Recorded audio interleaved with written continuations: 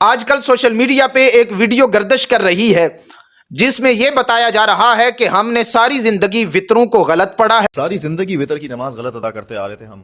Imagine that رسول اللہ صلی اللہ علیہ حدیث پاک کا ایک چھوٹا سا ٹکڑا لے کے اسے مفہوم اخذ کر کے جو تاثر دیا جا رہا ہے وہ بالکل بے سروپا ہے.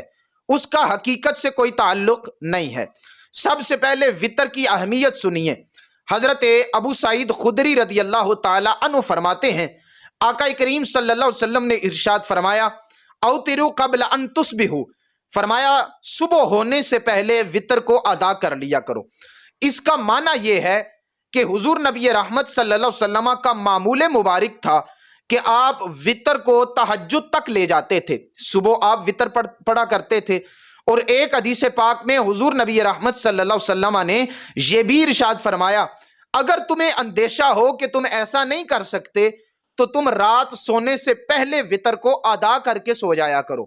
اس کا مطلب یہ ہے کہ جو آخری نماز ہے، آخری وقت کی نماز ہے، یعنی تہجد کے ساتھ جو نماز ملا کے پڑھتے ہیں وہ آقا کریم صلی اللہ علیہ وسلم کو بڑی پسند تھی اور حضور کا اپنا معمول بھی یہی تھا.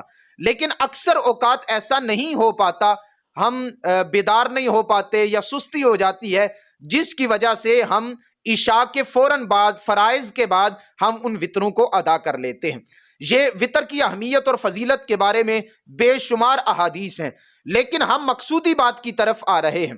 جس حدیث پاک کو بیان کیا گیا اور جن کتابوں کے حوالے دیے گئے وہ دارقطنی کے، امام باہقی کے وہ حوالہ جات دیے گئے اور حدیث پاک کا ایک چھوٹا سا ٹکڑا پڑھا گیا، وہ ولا تشبہوا بصلاۃ المغرب یہ پڑھا گیا اور خود ہی مفہوم اخذ کیا گیا. یہ پوری حدیث پاک، اس کے پچھلے الفاظ بھی پڑھیے. آقا کریم صلی اللہ علیہ وسلم نے ارشاد فرمایا لا توتروا بثلاث او بخمس او سبع ولا تشبہوا بصلاۃ المغرب. حضور نبی رحمت صلی اللہ علیہ وسلم نے ارشاد فرمایا کہ تم 3 رکعت نماز نہ پڑھو، یا 5 پڑھو یا 7 پڑھو، اور اپنی نماز کو مغرب کی نماز کے مشابہ نہ کرو. اس حدیث پاک کا مفہوم یہ ہے کہ جس طرح مغرب کی نماز پڑھی جاتی ہے، مغرب کی نماز 3 رکعات میں پڑھی جاتی ہے، اور اگر اس حدیث پاک وطر کے ساتھ اگر خاص ہوتی تو پھر اس کا واضح فرق تو اس طرح کیا جا سکتا تھا کہ مغرب کی 3 رکعتیں ہوتی ہیں، وطر کی بھی 3 رکعتیں ہوتی ہیں. واضح فرق کرنے کے لیے وطر یا 5 پڑھ لینے چاہیے یا 7 پڑھ لینے. مان بھی لیا جائے اگر وطر کے ساتھ اس حدیث پاک کا تعلق ہے جس کے بارے میں حضور نبی رحمت صلی اللہ علیہ وسلم نے ارشاد فرمایا وَلَا تَشَبَّهُوا بِصَلَاةِ الْمَغْرِبِ، کہ یعنی اپنے اس نماز کو مغرب کی نماز کے جدا کر کے پڑھو، تو اس کا معنی یہ ہوگا کہ اگر ہم یہ مان بھی لیں تو اس کا واضح فرق اس طرح بھی تو کیا جا سکتا ہے، یعنی حدیث پاک پڑھنے والا اور اس کا مفہوم اخذ کرنے والا، یہ جو مفہوم آپ نے خود اخذ کیا ہے کہ آپ وہ دوسری رکعت میں مغرب میں بیٹھتے ہیں اور وطر میں دوسری رکعت میں سلام پھیر دیں اور ایک رکعت خود اٹھ کے آپ وطر پڑھ لیں، یہ جو مفہوم آپ نے اخذ کیا ہے یہ کس سے اخذ کیا ہے؟ یہ تو انسان اپنی آپ کی اختراع ہے جو حقیقت پہ مبنی نہیں ہے.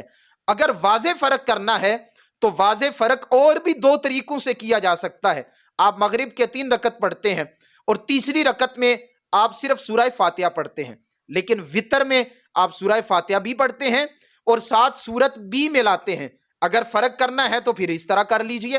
اور دوسری بات، آپ مغرب کی نماز پڑھتے ہیں، تیسری رکعت میں آپ رفع یدین نہیں کرتے، یعنی ہاتھوں کو نہیں اٹھاتے، لیکن وطر میں آپ رفع یدین کرتے ہیں، ہاتھوں کو اٹھاتے ہیں، تو واضح فرق تو اس طرح بھی ہو جاتا ہے.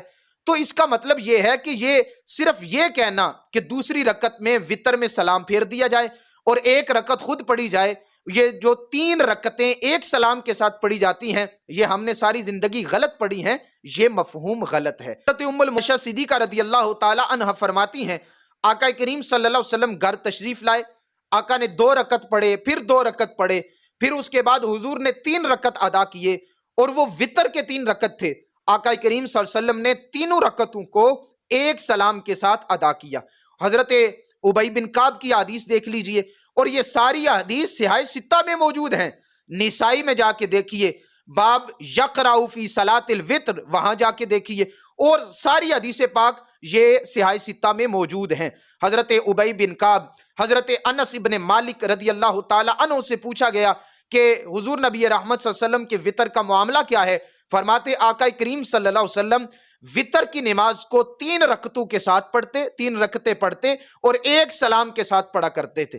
اور پھر اس کے بعد دعائے قنوت کا مسئلہ ہے، قنوت نازلہ اور دعا، یہ جو ہم دعائے قنوت پڑھتے ہیں، یعنی عشاء کی نماز میں وطر میں جو ہم دعائے قنوت پڑھتے ہیں، اس کے بارے میں بھی حضرت انس ابن مالک سے حضرت عاصم نے پوچھا، بتائیے حضور نبی رحمت صلی اللہ علیہ وسلم وطر میں کون سی دعا پڑھا کرتے تھے؟ انہوں نے کہا دعائے قنوت۔ فرمایا پڑھا کب کرتے تھے؟ کہا رکوع سے پہلے، رفع یدین کرنے کے بعد آقا کریم صلی اللہ علیہ وسلم دعائے قنوت پڑھا کرتے تھے۔ تو اس لیے یہ ساری چیزیں سوشل میڈیا میں پھیلانے کا مقصد اصل میں نوجوان نسل کو جو حدیث پاک اور ان کے مفہوم سے آشنا نہیں ہے، ان کو ان سے بیزار کرنا ہے، جدا کرنا ہے اور علماء کے خلاف کرنا ہے کہ علماء اصل بات نہیں بتاتے۔ یہ بات درست نہیں ہے، حالانکہ حدیث کوئی اور ہوتی ہے، خود مفہوم اخذ کرتے ہیں، سوشل میڈیا پہ ڈال دیتے ہیں، یہ بات درست نہیں ہے۔ اس حدیث پاک کا تعلق اگر وطر سے ہے تو پھر جدا اور بھی طریقے سے مغرب کی نماز سے کیا جا سکتا ہے۔ حضور نبی رحمت صلی اللہ علیہ وسلم سے ثابت ہے اور یہ تمام احادیث صحیح ستہ میں موجود ہیں۔